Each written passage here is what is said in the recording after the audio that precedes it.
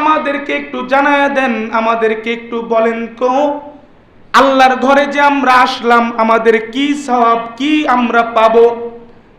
আল্লাহর পয়গম্বর বললেন, দুনিয়ার জমিনে জুমার দিন যেই ব্যক্তি মসজিদের মধ্যে প্রথমবারে আসবে, আল্লাহ রাব্বুল আলামিন তার আমলনামার মধ্যে সাদাকাতুল ইবিলি, একটা উট সদকা করার সওয়াব দান করে দিবেন। সাহাবারা জিজ্ঞাসা করলেন, ওগো আল্লাহর পয়গম্বর, ও আল্লাহর পয়গম্বর, একটু জানায় দেন না গো, আর যে পরে আসবে, আমি তো প্রথমে আসতে পারলাম না, 2 নম্বরে আসলে কি কিছু পাবো না? আল্লাহর পয়গম্বর বললেন, 2 নম্বরে যে ব্যক্তি জুমার দিন মসজিদের মধ্যে আগমন করবে, একটা গরু সদকা করার সওয়াব আল্লাহ তার আমলনামায় দান করবেন। সাহাবারা জিজ্ঞাসা করলেন, ওগো আল্লাহর পয়গম্বর, যদি 2 নম্বরেও আসতে না পারি তাইলে কি আমার কোনো সওয়াব নাই? আল্লাহর পয়গম্বর বললেন, না না না, লা তাকনাতু মির রাহমাতিল্লাহ, আল্লাহর রহমত থেকে নৈরাশ হও না রে বান্দা, আল্লাহ রাব্বুল আলামিন তোমাদেরকেও নৈরাশ করবে না। জান্নাতেরি হুরি নূরি ইনামে হয় মতওয়ারা,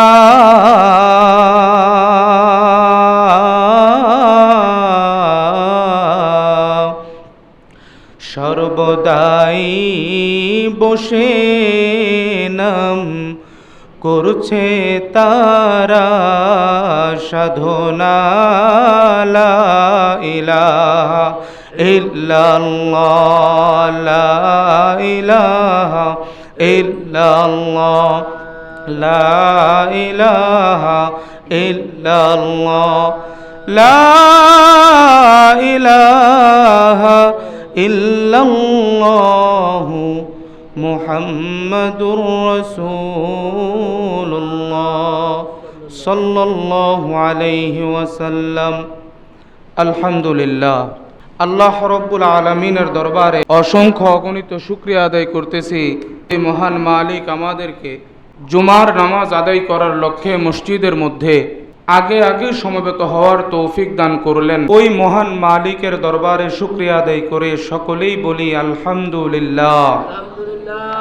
এই ব্যাপারে আল্লাহ রাব্বুল আলামিন কোরআনুল কারীমের মধ্যে স্পষ্ট আয়াতের মধ্যে বলেন, فَإِذَا نُودِيَ لِلصَّلَاةِ مِنْ يَوْمِ الْجُمُعَةِ, ও দুনিয়ার মানুষ, জুমার দিন যেই দিন তোমাদেরকে নুদিয়া লিসসালাহ, নামাজের জন্য যেই দিন জুমা হয়ে যাবে, ওই দিন তোমাদেরকে মুয়াজ্জিন ডাকবে, নুদিয়া লিসসালাহ। যখন জুমার দিন তোমাদেরকে মানুষ ডাকবে, আহ্বান করবে মসজিদে যাওয়ার জন্য, ফাসআউ ইলা যিকরিল্লাহ, আমার ডাক শোনার সঙ্গে সঙ্গে ফাসআউ ইলা যিকরিল্লাহ, আমার স্মরণে বাড়ি থেকে তাড়াতাড়ি বাহির হয়ে যাও। আল্লাহ রাব্বুল আলামিন বলেন, জুমার দিন যেই দিন তোমাদেরকে আমার ডাক দেওয়া হবে, নুদিয়া লিসসালাত, নামাজের জন্য, ফাসাও, দৌড়াও। এখানে আল্লাহ রাব্বুল আলামিন একটা শব্দ ব্যবহার করেছেন, ফাসাও, যার অর্থ হলো দৌড় দেওয়া। যারা হাজী সাহেবগণ আছেন, সাফা মারওয়া পাহাড়ের মধ্যবর্তী জায়গাটা সাই করতে হয়। সাই অর্থ হলো স্বাভাবিক দৌড়ানোর চাইতে একটু, হাঁটার চাইতে একটু দ্রুত গতিতে হাঁটা, এটাকে বলা হয় সাই। আর আস্তে আস্তে ধীর গতিতে হাঁটা, এটাকে বলা হয় মাশই। এই মাশই, এটার নাম হলো ধীরে হাঁটা, আর সাই করা, এটার নাম হলো তুলনামূলক একটু দ্রুত হেঁটে চলে যাওয়া। আল্লাহ রাব্বুল আলামিন কোরআনুল কারীমের মধ্যে বলছেন, ফাসাউ ইলা যিকরিল্লাহ, আমার ডাক যখন তোমাদের কানের মধ্যে চলে যাবে, সাবধান, হেঁটে নয় দ্রুত গতিতে আমার ডাকের সাড়া দিয়ে মসজিদের মধ্যে চলে যাও। আর যখন মসজিদের মধ্যে যাইবা, রাস্তাঘাটে দেখবা অনেকে হয়তো বা এখনো তাদের ব্যক্তিগত কাজের মধ্যে ব্যস্ত। তাদের কানের মধ্যে একটা আওয়াজ পৌঁছে দাও, ওয়াজারুল বাইঈ, তোমরা তোমাদের কেনা বেচা, তোমাদের কাজকর্মকে ফেলে দিয়ে এইবার তাড়াতাড়ি মসজিদের দিকে চলে যাও। তোমাদের কাজকর্ম এখন আর করা তোমাদের জন্য বৈধ নয়, যেহেতু কোরআনুল কারীমের মধ্যে আল্লাহ বলছেন যে জুমার দিন যেই দিন তোমাদেরকে ডাক দেওয়া হবে, তোমরা দ্রুত দৌড়াও মসজিদের দিকে, আর তোমাদের হাতে যেই কাজকর্ম আছে এগুলোকে ফেলে দাও। এটা কি আল্লাহ রসুলের বাণী? এটা সরাসরি আল্লাহর বাণী, যেটাকে অস্বীকার করার কোনো সুযোগ নাই। কারণ কোরআনুল কারীমের সূরা বাকারার প্রথম আয়াতে আল্লাহ রাব্বুল আলামিন বলেন, যালিকাল কিতাব লা রাইবা ফীহ।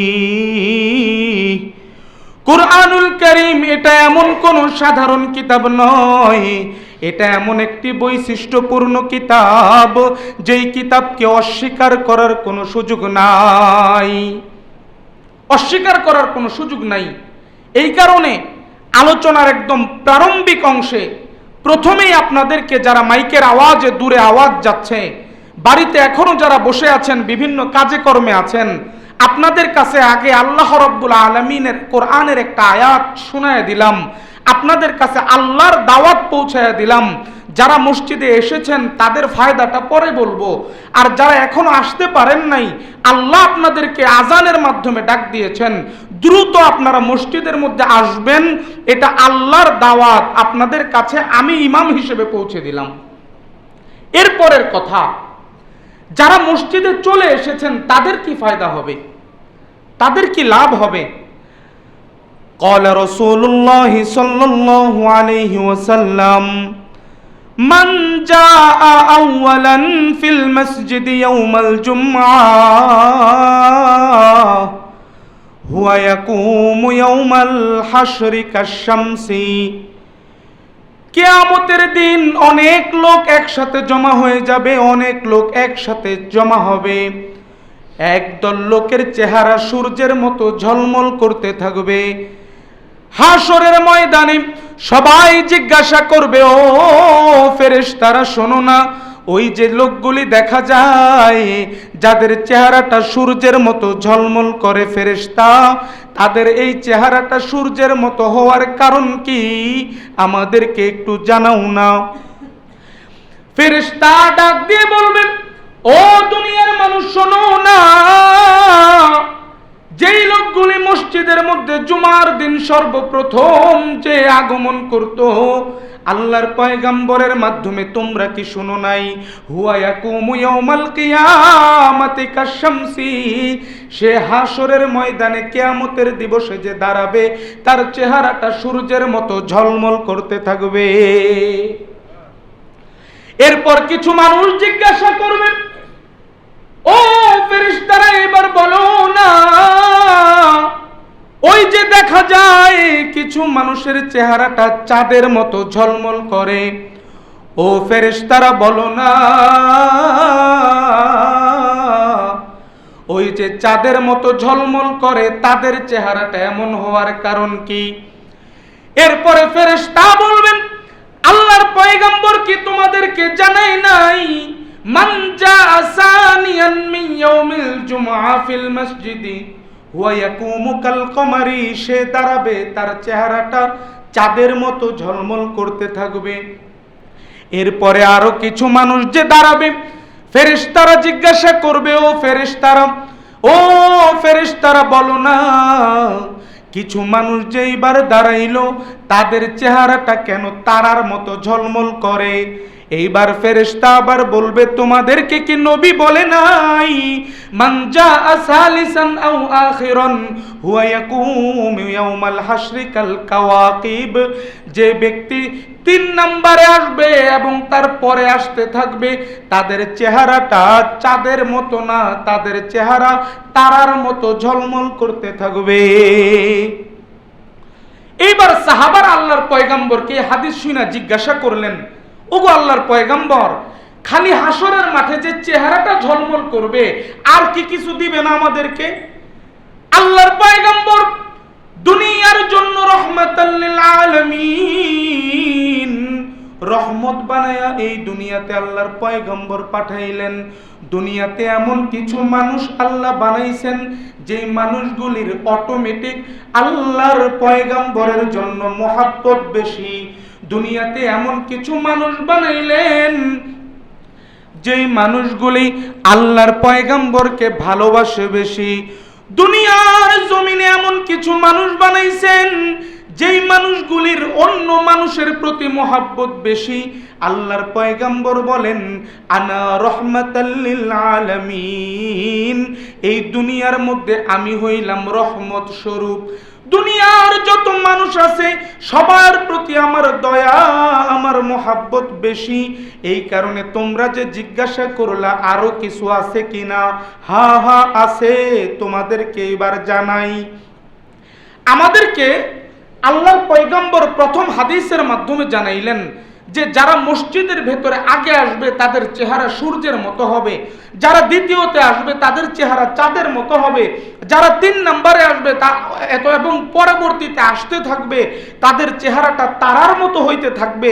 সাহাবারা জিজ্ঞাসা করলেন, আল্লাহর পয়গম্বর আর কি কিছু দিব না আমাদেরকে? আল্লাহ, জুমার দিন যদি আগে যাই একটা জিনিস দেখেন, এক তো হইল এই যে আপনাদের এই পূর্ব ধীরাশ্রম এই এলাকাটা, এই এলাকার ভেতরে সম্মানিত একজন ব্যক্তি আপনাদেরকে সকলকে দাওয়াত করলেন তার বাড়িতে।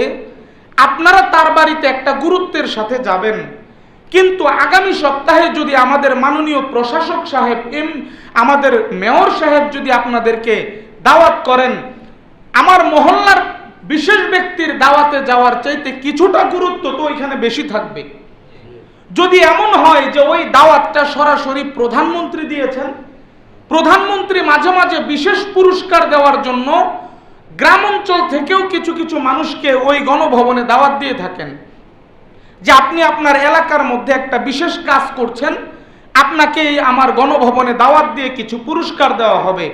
বলেন তো ওই গণভবনে যাওয়ার সময় যেই প্রস্তুতি, ওইটা কি মেয়রের কাছে যাওয়ার প্রস্তুতির চাইতে কিছু বেশি হবে কি হবে না? অবশ্যই হবে। কিন্তু আল্লাহ রাব্বুল আলামিন যে জুমার দিন আমাদেরকে দাওয়াত দিলেন কোরআনুল কারীমের আয়াতের মাধ্যমে, ফাইদা নুদিয়া লিস-সালাতি মিন ইয়াউমিল জুমআ ফাসআউ ইলা যিকরিল্লাহ, এই যখন জুমার দিন আজান হয়ে যায়, সাবধান, হাইটা হাইটা যাও না, দ্রুত গতিতে যাও, দ্রুত হাঁটো, কারণ আল্লাহ দাওয়াত দিবেন। আর যাওয়ার সময় কেমনে যাবে ভাই? আপনাদের পায়ে ধরে মাফ চাই, মনে কষ্ট নিবেন না, আজকে আমি আপনাদেরকে বলবো এতটুকু শুধু। আচ্ছা, আমি আমার পাড়া মহল্লার কোনো দাওয়াতে গেলে যেই পাঞ্জাবিটা পরে যাই, প্রধানমন্ত্রীর দাওয়াতে গেলে কি ওই পাঞ্জাবিটা আমরা পরি? মেয়র সাহেবের বাসায় গেলে কি আমরা ওই পাঞ্জাবিটা পরি? তুলনামূলক তো একটু সুন্দর পাঞ্জাবিটা পরার চেষ্টা করি। এমনও তো প্রমাণ আছে, মেয়রের বাসায় যাওয়ার জন্য এমন অনেকে আছে নতুন একটা শার্ট, নতুন একটা পাঞ্জাবি কিনে তারপরে যাওয়ার চেষ্টা করে। তাই আপনাদের কাছে আমার উদারত আহ্বান যে আল্লাহর দাওয়াতে আল্লাহর ঘরে এসেছি, তাহলে আমরা যে আসব, আমাদের পোশাক, আমাদের পরিচ্ছদ, এটা কি আমার সবচাইতে সুন্দর জামাটা হওয়া দরকার কিনা? সবচাইতে সুন্দর জামাটা হওয়া দরকার। এটা আল্লাহর ঘরে আসছি আমি। এইবার সাহাবারা জিজ্ঞাসা করেন, ওগো আল্লাহর পয়গম্বর, আমাদেরকে একটু জানায় দেন, আমাদেরকে একটু বলেন তো, আল্লাহর ঘরে যে আমরা আসলাম আমাদের কি সওয়াব, কি আমরা পাবো? আল্লাহর পয়গম্বর বললেন, দুনিয়ার জমিনে জুমার দিন যেই ব্যক্তি মসজিদের মধ্যে প্রথমবারে আসবে, আল্লাহ রাব্বুল আলামিন তার আমলনামার মধ্যে সাদাকাতুল ইবিলি, একটা উট সদকা করার সওয়াব দান করে দিবেন। সাহাবারা জিজ্ঞাসা করলেন, ওগো আল্লাহর পয়গম্বর, ও আল্লাহর পয়গম্বর, একটু জানায় দেন না গো, আর যে পরে আসবে, আমি তো প্রথমে আসতে পারলাম না, 2 নম্বরে আসলে কি কিছু পাবো না? আল্লাহর পয়গম্বর বললেন 2 নম্বরে যে ব্যক্তি জুমার দিন মসজিদের মধ্যে আগমন করবে, একটা গরু সদকা করার সওয়াব আল্লাহ তার আমলনামায় দান করবেন। সাহাবারা জিজ্ঞাসা করলেন, ওগো আল্লাহর পয়গম্বর, যদি 2 নম্বরেও আসতে না পারি তাইলে কি আমার কোনো সওয়াব নাই? আল্লাহর পয়গম্বর বললেন, না না না, লা তাকনাতু মির রাহমাতিল্লাহ, আল্লাহর রহমত থেকে নৈরাশ হও না রে বান্দা, আল্লাহ রাব্বুল আলামিন তোমাদেরকেও নৈরাশ করবে না। বলেন যে তোমার আমলনামায় একটা মুরগি সদকা করার সওয়াব, একটা বকরি সদকা করার সওয়াব শেষ পর্যন্ত যারা আসতেই থাকবে, একবারে শেষ পর্যন্ত প্রত্যেকের আমলনামায় একটা ডিম সদকা করার সওয়াব পর্যন্ত হইতে থাকবে। সুতরাং জুমার দিনে মসজিদে আগে যে আসবে সে তো ফার্স্ট প্রায়োরিটি পাবে, তার আমলনামায় তো একটা উট সদকা করার সওয়াব হবে। হাসরের ময়দানে তার চেহারাটা সূর্যের মতো ঝলমল করতে থাকবে। ভাই বিশ্বাস করেন, এই দুনিয়ার জমিনে আমরা কেউ থাকতে পারবো না।